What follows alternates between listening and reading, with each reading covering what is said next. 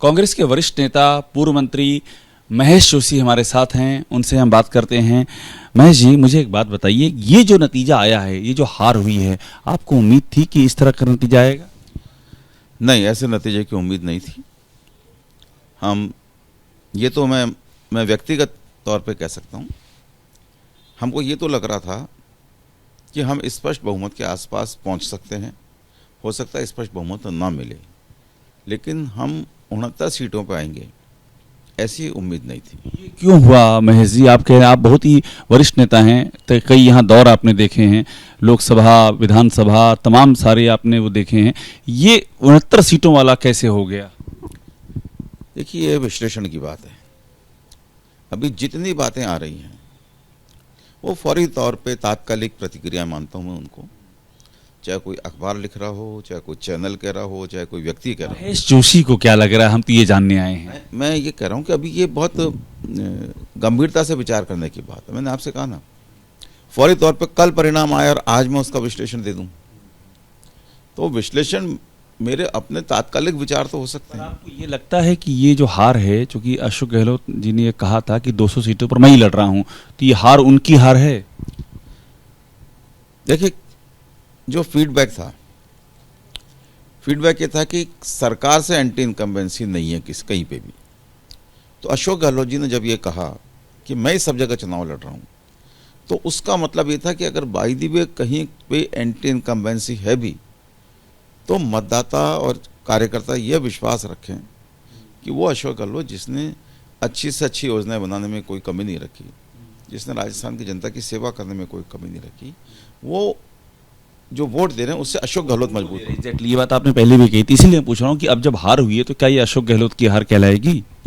ये कह सकते हैं कि अशोक गहलोत जी की इस बात पे जो हमारे जो स्थानीय नेता जो हारे हैं, उनकी छवि कहीं ना कहीं ज़्यादा प्रभावशाली रही है। जनता में उनके प्रति अगर कोई गुस्सा था, नाराज़गी थी, या बदलाव का कोई एक, कई बार ऐसा होता है कि हाँ बहुत अच्छा काम कर रहे हैं फिर बदलना है, तो ये परिवर्तन की जो इच्छा होती है, ये परिवर्तन की इच्छा अशोक गहलोत जी के इस बयान के मुकाबले ज़्यादा प्रबल साबित होगी। परिवर्तन की इच्छा यानी कि जो स्थानीय जो आपके कैंडिडेट हैं उनके खिलाफ ये नाराजगी थी? उनके खिलाफ भी हो सकती है, कई बार कैंडिडेट के खिलाफ भी नहीं होती, कई बार मुख्यमंत्री के सरकार के खिलाफ भी नहीं होती, लेकिन फिर भी होता है कि नहीं यार, काम जयपुर में है, जितना काम जयपुर में हुआ शायद उतना काम सर मिर्जा इस्माइल जो कभी जयपुर के प्रधानमंत्री होते थे, जिनके नाम से MI रोड है, उनके बाद में अगर किसी व्यक्ति ने जयपुर के डेवलपमेंट के लिए काम किया तो अशोक गहलोत जी हैं।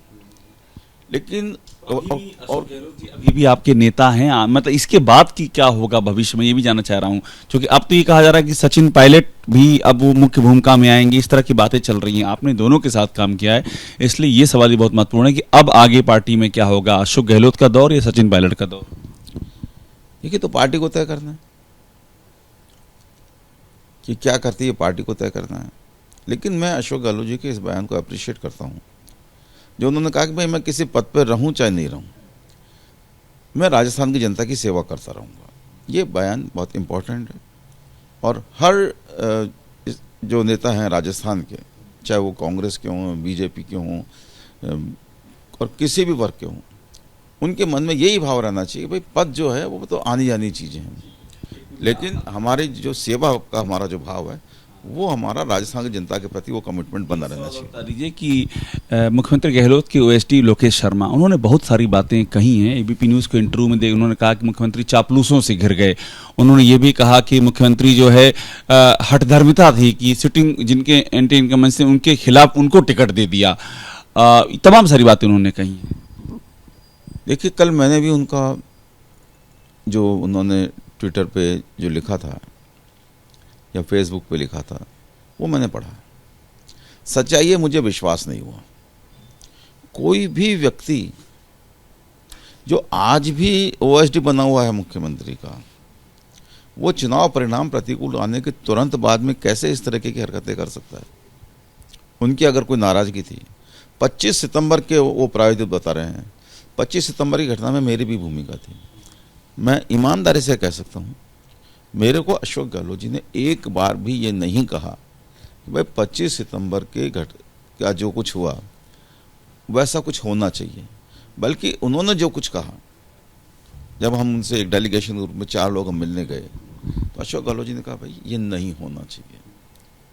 अशोक गहलोत जी ने किसी तरीके का इस तरीके के प्रायोजित कार्यक्रम नहीं था अशोक गहलोत जी का। पर ओएसडी का कहना, महेश जी, ओएसडी जो इतने करीब रहे, उनका ये कहना मायने नहीं रखता कि वो चापलूसों से घिर गए, वो कांग्रेस का नुकसान करना चाहते हैं, अपनी ही हमेशा सोचिए, किसी और की नहीं सोची है। लोकेश जी अगर अपने आप को सच्चा कांग्रेसी मानते हैं तो जिस दिन उनको ओएसडी बनाया था उस दिन उनको ये कहना चाहिए था कि साहब मैं बिना ओएसडी बने ये काम कर लूँगा, मैं कांग्रेस का कार्यकर्ता हूँ, आप मुझे ओएसडी मत बनाइए, काम मुझसे उतना ले लीजिए जितना ओएसडी से रहते हैं उससे ज़्यादा ले लीजिए, मेरी इच्छा राजनीति करने की है, मैं टिकट चाहता हूँ लेकिन मैं कुछ काम करके दिखाना चाहता हूँ। ये तो उन्होंने कहा नहीं।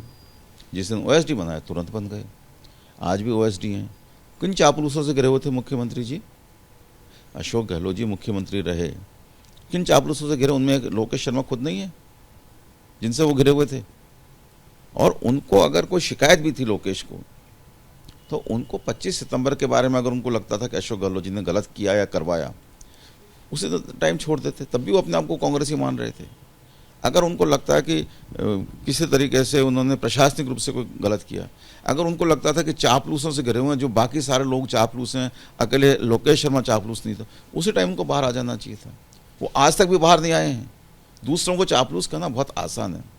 मैं ये कहना चाहता हूँ लोकेश शर्मा को संयम रखना चाहिए, धैर्य रखना चाहिए। वो निश्चित रूप से मेहनती कार्यकर्ता है। क्या हो सकती है उनकी इस जो अचानक ये बातें कही है?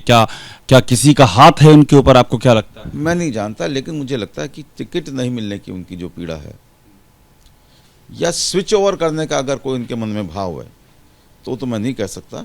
बाकी किसी भी व्यक्ति को इतने जल्दी रंग नहीं बदलना चाहिए। इससे अशोक गहलोत का नुकसान नहीं होगा? ओएसडी इस तरह की बातें रख रहे हैं जो उनके साथ काम किए हैं, तो अशोक गहलोत की छवि पर ये क्या आंच नहीं आएगी इससे? कोशिश तो यही है शायद लोकेश जी की, लेकिन फिर भी मेरा ये मानना है अशोक गहलोत जी का जो पूरा जीवन है, कि मैं बहुत नज़दीक से उनके जीवन को मैंने देखा है। मैं 1974 से 73 से उनको जानता हूँ। जो कुछ है वो सामने है। उनके छिपा हुआ एजेंडा कुछ नहीं। सफलता असफलता जो है वो सब वक्त के साथ चलने वाली चीज़ें हैं, लेकिन उन्होंने कभी अपने आप को छिपाया नहीं। तो अशोक गहलोत जी के बारे में इतना कह सकता हूँ कि जो भाव लोकेश शर्मा ने व्यक्त किया है, मैं उससे सहमत नहीं। लोकेश शर्मा के मन में वाकई अगर ऐसा भाव था तो लोकेश शर्मा को पहले छोड़ के आना चाहिए था, छोड़ देना चाहिए था, तब सवाल उठाना चाहिए था। तो महेश जोशी हैं हमारे साथ और सीधी सी बात कह रहे हैं कि लोकेश शर्मा की टाइमिंग पर सवाल उठा रहे हैं और ये भी कह रहे हैं कि अभी भी ओएसडी हैं और इस तरह की बातें कर रहे हैं। और एक बड़ी बात ये भी कही है कि अगर ऐसा ही कहना था तो ओएसडी का पद लिए हुए बगैर क्यों नहीं वो काम कर सकते थे, और अशोक गहलोत में पूरी आस्था व्यक्त कर रहे हैं। कैमरा राजेश के साथ अभिषेक उपाध्याय, एबीपी न्यूज़, जयपुर।